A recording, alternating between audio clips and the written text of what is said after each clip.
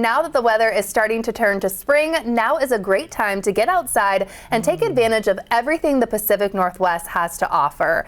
Jennifer Hahn is the author of this new book, Pacific Harvest, a Northwest Coast Foraging Guide, and she joins me now with quite the spread. Thank you for being here. Oh, my pleasure. I was harvesting with my headlamp last night to make sure that we got just enough greens and they didn't wilt. So I had to keep the car on very low temperatures so everything was like they were outdoors. You are dedicated. Tell me why you wanted to write this book first. You know, this book is really about connection and connection with plants and animals, and then how the animals and plants are also connected. So it's about relationship, because foraging, while being fun, I always think the most important thing is to know who else eats this, who else shelters here.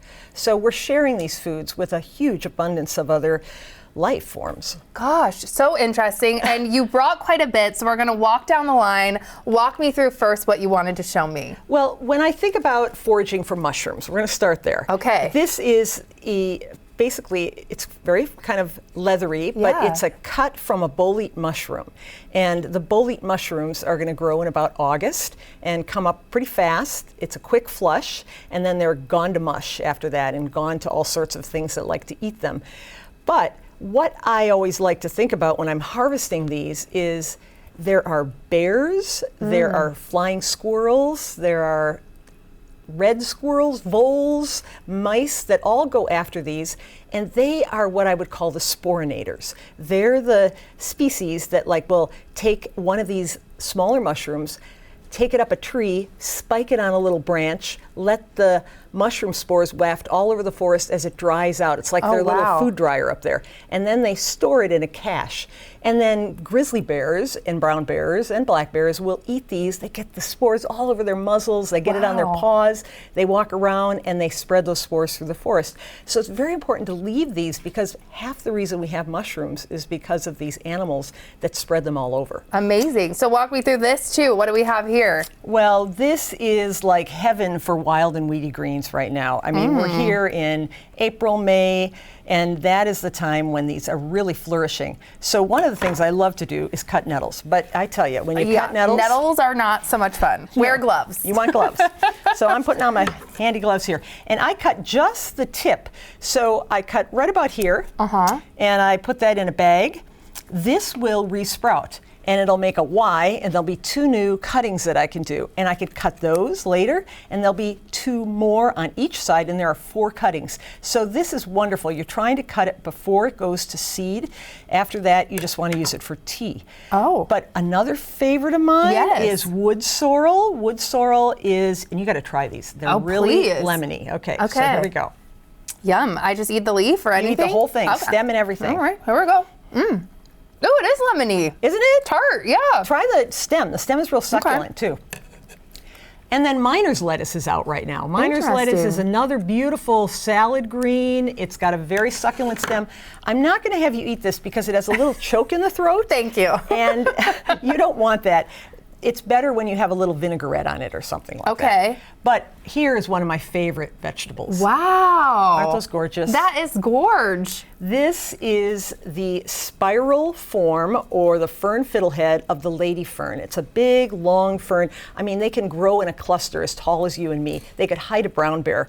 And where I guide in Southeast Alaska, I definitely am looking as I'm foraging to make sure there are no bears around, because they could hide behind these. But you blanch these and put them in salads. Here's another delicious one. These are the, here, try that. You don't have to try it, but well, what I could say is they're very succulent, and they are the stems of the thimbleberry. Stems of the thimbleberry, stems of the salmonberry are all really like a celery almost. Okay, we got to get to the, what is in the middle here? Oh my gosh. So in the middle. I see popcorn, I see everything. Ah, yes. So when I am going out, I often think about this is a time of restoration, not just harvesting. And so the Swinomish Indian tribal community is building a clam garden, which is this amazing wall across the bay. And behind that wall, it fills up with sediment, and the clams grow huge. So one of the clams they really grow a lot of there are the butter clam.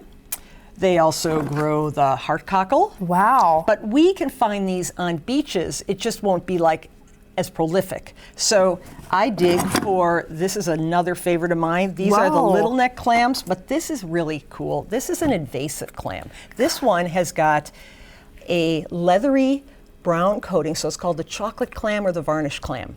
And whoa, look at that. it was introduced and it was kind of brought over in ballast water, and now it's everywhere. But it's called the savory clam in Alaska and British Columbia. Okay, we have about a minute left. What do you want to show me next? Holy smokers. I know. You need to try this popcorn because this has some seaweed seasoning. It's called my hippie dust recipe. Oh my gosh, that is fantastic.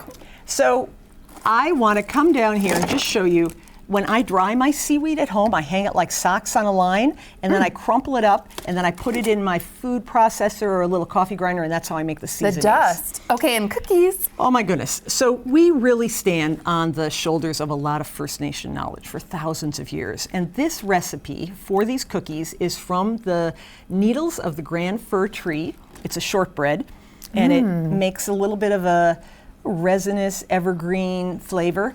And this is from my friend Elizabeth Campbell, who is from the Spokane tribe. So that's Thank you so much for being here. This is a new favorite of mine. Delicious. And just a reminder, Jennifer is holding an author event tonight, Wednesday, April 16th at 7 p.m. at Third Place Books in Lake Forest Park.